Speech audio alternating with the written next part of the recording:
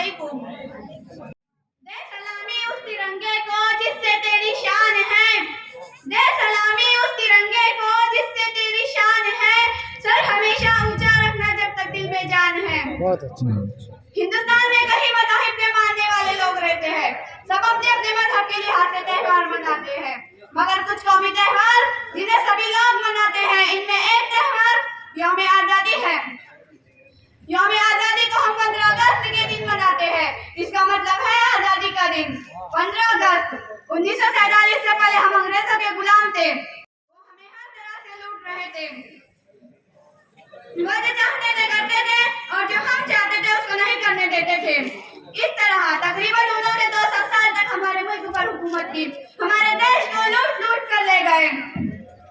हमारे मुल्क की अजीम हस्तियों ने अपनी जान की बाजी लगाई, अंग्रेजों से छुटकारा पाने के लिए एक मुहिम चलाई।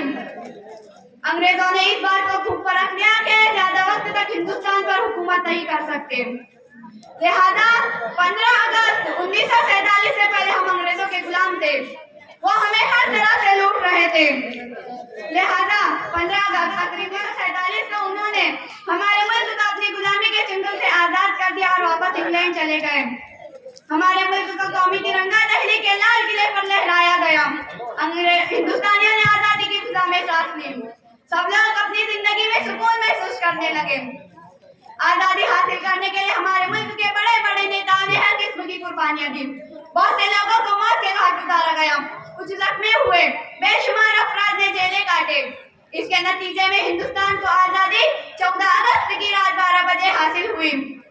हिंदुस्तान की जय जयकार से लाल किला गूंज उठा। आखिर में मैं ये शेर कहकर अपनी तकरीर खत्म करना चाहती हूँ। प्यार हो या जंग यहाँ होती है ईमान से, कुछ भी प्यारा नहीं हमें हमारे इस स्वाभिमान से, फिर भी अगर मोहब्बत ना हो जान से तो टकराना हिंदुस्तान से। जय हिंद, जय भारत। बहुत अच्छा। सत्तार खान की जानिब से सभी बच्चों को पाके हाजी गुलाम रसूल नाजुद्दीन इनकी जानिब से सभी बच्चों को तोहफा, हाजी शेख अहमद इनकी जानिब से तमाम बच्चों को तोहफा, शेख रईस शेख